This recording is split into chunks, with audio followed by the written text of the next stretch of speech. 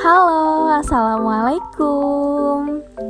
Pasti teman-teman di sini udah pada tahu kan kalau kehamilan itu terjadi ketika sel sperma dari pria bertemu dengan sel telur dari wanita. Tapi teman-teman pernah gak sih kepikiran gimana sebenarnya proses pembentukan sel sperma dan sel telur itu? Terus gimana bentuk mereka? Terus juga apakah di hewan itu sama kayak di manusia?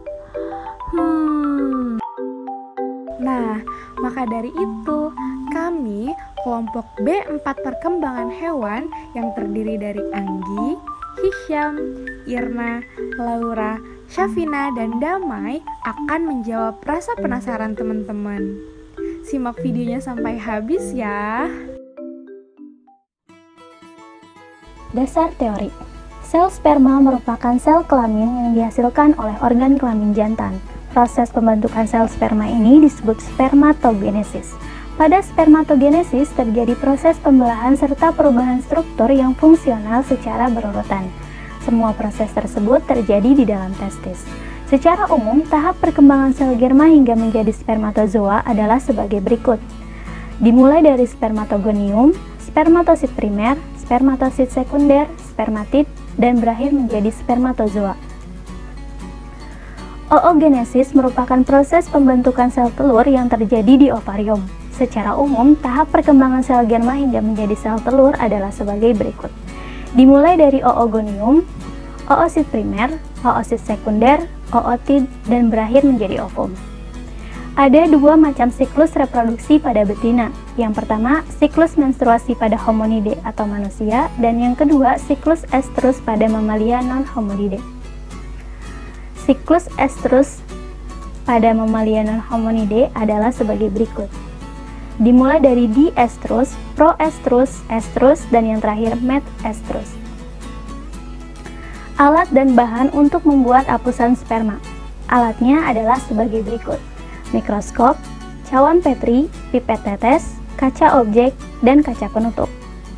Sedangkan bahannya adalah sperma hewan, NaCl, Aquades, dan metilen blue. Alat dan bahan untuk membuat apusan siklus estrus. Alat yang digunakan adalah pipet Pasteur, kaca objek, dan kaca penutup. Sedangkan bahan yang digunakan adalah sebagai berikut: hamster betina, NaCl, Aquades, dan metilen blue. Selanjutnya, kita akan membahas mengenai langkah kerja pembuatan apusan sperma pada mencit atau mus musculus. Let's check it out. Pertama-tama, beri nama pada objek kelas. Setelah objek kelas diberi label, tetesi objek kelas dengan albumin yang sudah disiapkan dan ratakan pada permukaan objek kelas, lalu keringkan. Hancurkan testis untuk mendapatkan cairan sperma. Lalu, encerkan dengan memberikan tetesan NaCl. Setelah suspensi terbentuk, ambil cairan suspensi sperma tersebut menggunakan pipet.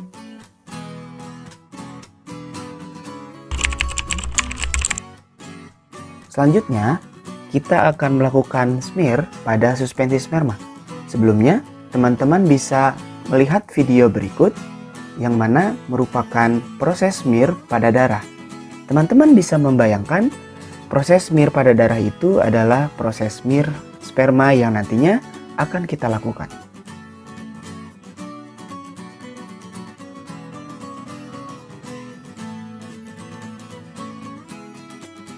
Tetesi sperma pada objek kelas yang sudah diberi albumin, lalu lakukan smear pada suspensi sperma yang sudah diteteskan. Dengan memperhatikan sudut smearnya, kurang lebih pada sudut 30 sampai 40 derajat. Lalu, ratakan pada seluruh permukaan objek kelas tersebut. Setelah objek kelas kering, fiksasi objek kelas tersebut dengan menggunakan alkohol. Setelah kering, warnai dengan pewarna yang tersedia. Di sini, kita akan menggunakan pewarna metilen blue. Setelah kering, lihat preparat di bawah mikroskop, lalu tandai daerah yang terdapat sperma yang sudah terwarnai oleh metilen blue. Cuci dengan Aquades, lalu keringkan. Setelah kering, beri entelan pada objek kelas dan tutup menggunakan cover glass. Selanjutnya, kita akan membahas mengenai langkah kerja pembuatan apusan vagina. Pertama, objek gelas diolesi dengan albumin. Sementara itu, hamster betina disiapkan. Kedua, NaCl 1% diambil menggunakan pipet Pasteur. Pipet Pasteur tersebut dipenetrasikan ke dalam vagina hamster betina. Isap semprot 10 kali sampai larutan dalam pipet Pasteur keruh. Itu tandanya dinding sel-sel vagina ikut terambil. Selain pada hamster betina, vaginal smear juga dapat dilakukan pada tikus. Berikut merupakan prosedur penetrasi pipet ke dalam vagina tikus.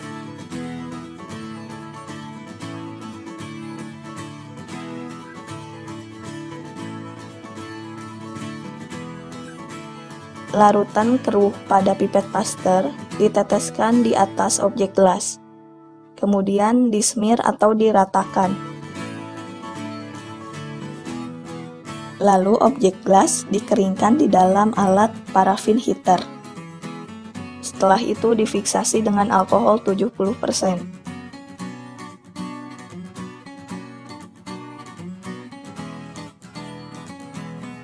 Setelah itu, lalu diwarnai dengan methylene blue sebagai pewarna apusan vagina. Kemudian, bilas menggunakan Aquades.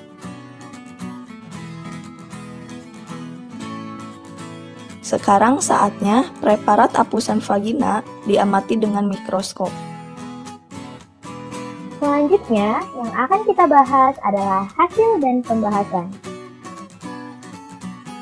Yang akan pertama kita lihat adalah hasil pengamatan preparat testis manusia.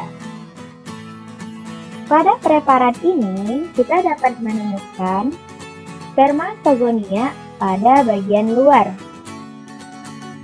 Kemudian, spermatosit primer dapat kita temukan setelah lapisan spermatogonia. Pada bagian yang lebih dalam, setelah lapisan spermatosit primer, kita dapat menemukan spermatid yang nantinya akan berdiferensiasi menjadi spermatozoa. Selanjutnya adalah hasil pengamatan apusan sperma. Dapat kita lihat bahwa terdapat 4 macam jenis sperma dari 3 jenis hewan, yakni kelinci, kambing, domba, dan manusia.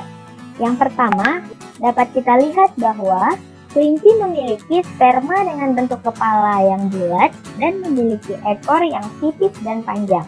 Yang kedua adalah apusan sperma kambing. Terlihat bahwa sperma kambing memiliki kepala yang lonjong serta memiliki ekor yang tidak terlalu panjang. Yang ketiga adalah sperma domba. Sperma domba memiliki bentuk kepala lonjong dan memiliki ekor yang panjang. Dan yang terakhir adalah sperma manusia. Manusia memiliki sperma dengan bentuk kepala sperma yang oval dan memiliki ekor yang panjang. Secara umum, dapat kita lihat bahwa sperma dari kelinci, kambing, domba, dan manusia memiliki morfologi yang hampir mirip.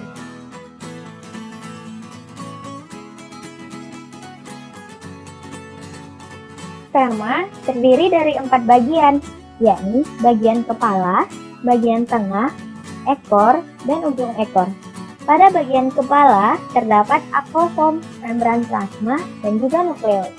Kemudian pada bagian tengah terdapat centriole, flagellum, dan mitokondria. Pada bagian ekor terdapat flagellum dan aksial filamen pada bagian dalamnya atau tengahnya. Dan di akhir adalah bagian ujung ekor. Selanjutnya, kita akan membahas hasil apusan vagina. Yang pertama adalah gambar pada fase proestrus. Fase ini ditandai dengan banyaknya sel epitel. Selanjutnya adalah fase ekstrus. Fase ini dikenal juga sebagai fase birahi pada hewan. Ditandai dengan banyaknya sel epitel tanduk. Yang ketiga adalah fase metaekstrus. Pada fase ini ditandai dengan banyaknya jumlah sel darah putih dan masih dapat ditemukan beberapa sel tanduk. Dan yang terakhir adalah fase diaekstrus. Pada fase ini dapat ditemukan mukus Selain itu, sel darah putih juga dapat ditemukan. Bahasan selanjutnya adalah jawaban dari pertanyaan dan kesimpulan. Data akan disajikan dalam bentuk tulisan.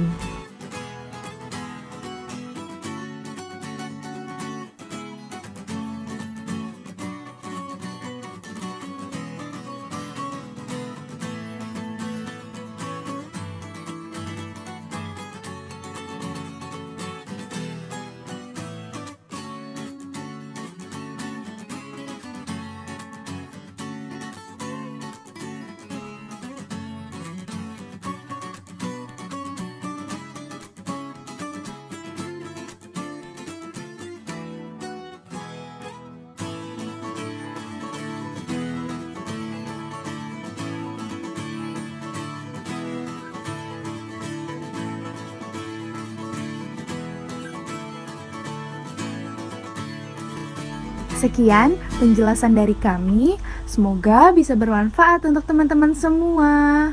Sampai ketemu lagi.